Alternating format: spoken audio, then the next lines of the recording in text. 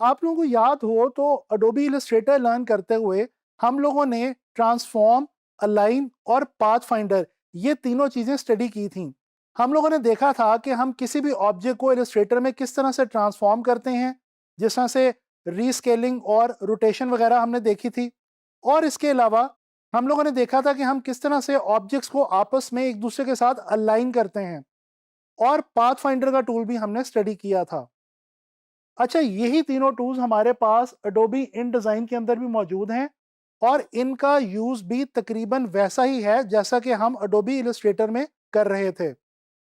तो चलें चलते हैं अडोबी इन डिज़ाइन की तरफ और एक्सप्लोर करते हैं transform, align and path finder. सबसे पहले तो हम ये देख लेते हैं कि हमारे पास ये जो ऑप्शंस हैं ये कहाँ पे अवेलेबल होती हैं। ये इस वक्त मैंने तीनों ऑप्शंस ट्रांसफॉर्म, अलाइन और पाथ फाइंडर की जो ऑप्शंस हैं और टूल्स हैं ये मैंने निकाल के रखे हुए हैं। अच्छा, ये विंडो में अगर हम आएँ तो यहाँ पे हमारे पास ऑब्जेक्ट एंड लेआउट के नाम से ये एक टैब है। इसके अंदर हम जैसे ही जाते हैं तो हमें अलाइन, पाथ फाइंडर और ट्रांसफॉर्म ये तीनों ऑप्शंस यहाँ पे नज़र आती हैं। ये मैंने पहले से आपके लिए यहाँ पे तीनों ऑप्शंस निकाल के रखी हुई हैं। तो चलें अब वन बाय वन इनका हम जायज़ा लेते हैं और देखते हैं कि हमारे पास इनमें क्या ऑप्शंस अवेलेबल हैं। अच्छा जी, सबसे पहले ट्रांसफॉर्म को देखते हैं। ट्रांसफॉर्म को स्टडी करने के लिए मैं यहाँ से एक स्क्वायर ड्रॉ कर रहा हूँ और इसका मैं कोई सा कलर जो है वो यहाँ से स्वाइप्स से आके मैं इसका ले लेता हूँ।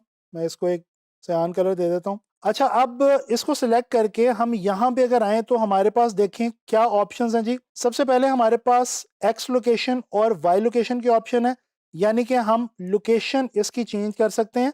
मिसाल के तौर पे मैं 2 इंचेस बाय 2 इंचेस अगर एंटर करूं तो ये देखें हॉरिजॉन्टली और वर्टिकली मैंने उसको 2 इंचेस दूसरी साइड पे थोड़ा सा दूर जो है वो प्लेस कर दिया है। अच्छा, इसी तरह अगर हम आगे आए तो हमारे पास विड्थ और हाइट की ऑप्शन मौजूद है।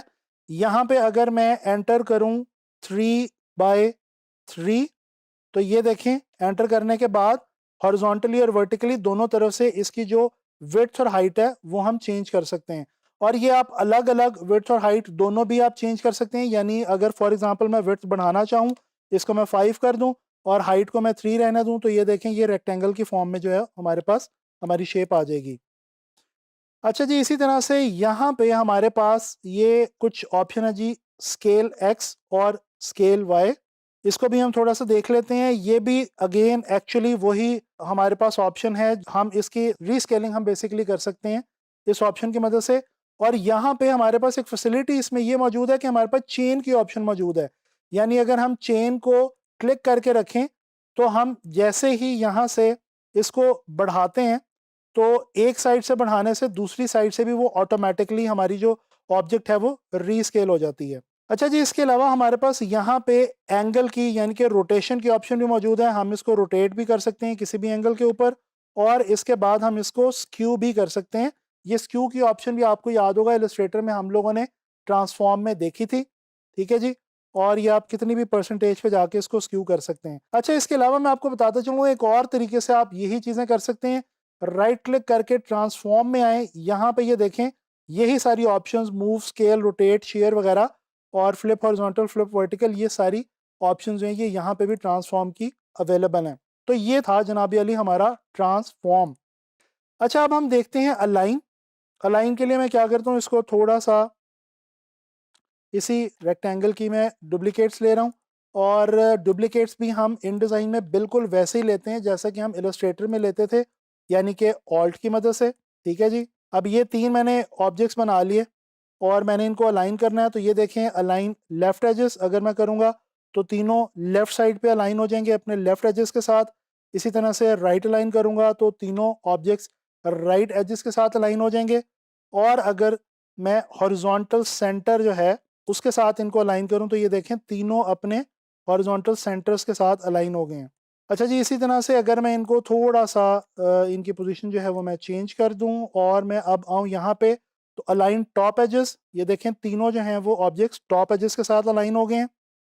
अगेन अगर मैं कंट्रोल जी करके बॉटम एजेस के साथ करूं तो ये देखें बॉटम एजेस के साथ तीनों शेप्स हैं वो मेरी अलाइन हो गई हैं। और जो सेंटर्स हैं वर्टिकल सेंटर के साथ अगर मैं इसको अलाइन करना चाहूँ तो वो भी मैं इधर से कर सकता हूँ। अच्छा, इसी तरह से अब हम अगर डिस्ट्रीब्यूशन देखें इसमें तो ये देखें अगर मैं इनको अलाइन कर लेता हूँ। अलाइन करने के बाद अगर मैं इनकी डिस्ट्रीब्यूशन जो है वो देखता हूँ, तो ये देखें, अगर मैं इनको थोड़ा सा इनका जो डिस्टेंस है वो बढ़ा दूँ, ठीक है जी, और अब मैं अगर इनको आके डिस्ट्रीब्यूट करूँ, तो ये देखें इन तीनों के बीच में जो डिस्टेंस है, जो गैप है, वो इक्वली डिस्ट्रीब्यूट हो गया है, वो सेम हमारे पास आ गया है। इसी तरह से हम दूसरे एक्सेस पे आते हैं और डिस्ट्रीब्यूशन को दोबारा देखते हैं। पहले हम इनको कर लेते हैं जनाब अली, थोड़ा सा गैप हम इनका बढ़ा लेते हैं ताकि जब हम डिस्ट्रीब्यूट करें तो हमें पता चले। तो ये हम सेंटर से जब हम इसको डिस्ट्रीब्यूट करते हैं, फॉर एग्जांपल मैं इस तरह से रख लेता हूँ, और अब ये देखें मैं डिस्ट्रीब्यूट कर रहा हूँ, तो ये इवनली डिस्ट्रीब्यूट हो गई है, जो हॉरिजॉन्टल स्पेस है इनके बीच में वो, ठीक है जी। तो ये हमारे पास अलाइनमेंट और डिस्ट्रीब्यूशन के कुछ ऑप्शन जो हैं अवेलेबल हैं, ये हमने देखी। और आपको याद आ रहा होगा कि ये तकरीबन वैसे ही ऑप्शन हैं जैसे कि हम इलस्ट्रेटर के अंदर देख रहे थे। अब मैं क्या करता हूँ, मैं एक इलिप्स लेता हूँ, इसको मैं स्वेचेस में जाके कोई और कलर दे देता हूँ, ठीक है जी। और अब हम आते हैं पाथ फाइंडर के ऊपर। ये हमारे पास है पाथ फाइंडर। अच्छा, पाथ फाइंडर में ये कुछ ऑप्शंस तो वही हैं पुराने वाली, जिस तरह से हम कंबाइन कर सकते हैं दोनों शेप्स को। डेफिनेटली पहले सेलेक्ट करेंगे तो कंबाइन होंगी, ये देखें, सेलेक्ट करके हम कंबाइन कर सकते हैं, हम सब्ट्रैक्ट कर सकते हैं, ठीक है जी। ये हमारा जो फोरग्राउंड और बैकग्राउंड में जो दोनों इमेजेस हैं वो एक दूसरे में से सब्ट्रैक्ट हो रहे हैं।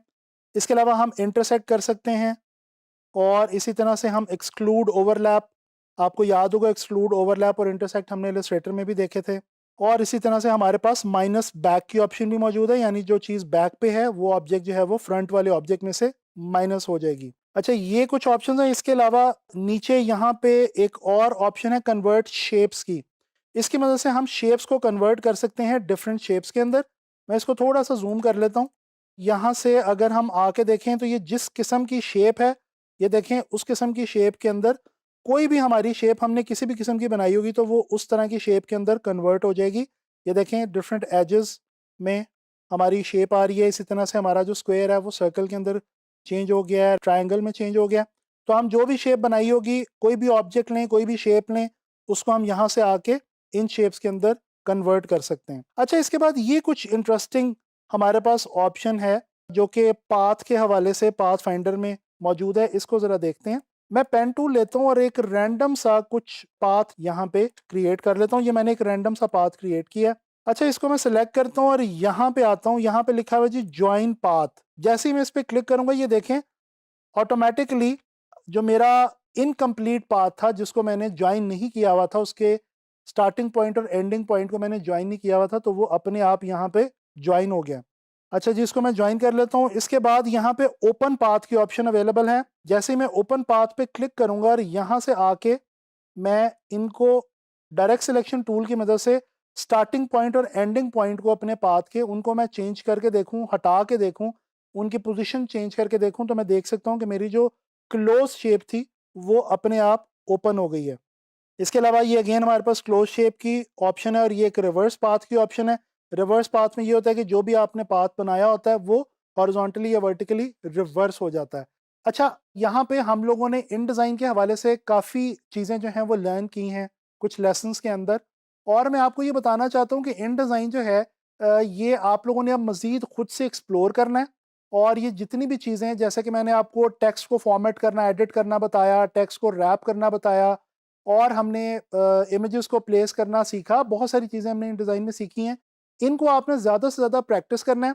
और याद रखें कि इन डिज़ाइन ये एक छोटा सा सॉफ्टवेयर है जो कि हमारी जो पब्लिशिंग वाली जो साइड है या प्रिंटिंग वाली जो साइड है, उसमें काम करते हुए आपके बहुत ज़्यादा काम आने वाला है।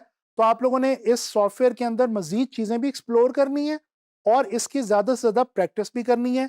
इंशाल्लाह ताला नेक्स्ट लेसन में ग्राफिक डिज़ाइन के हवाले से किसी नए कॉन्सेप्ट पे या किसी नई चीज़ पे डिस्कशन करेंगे।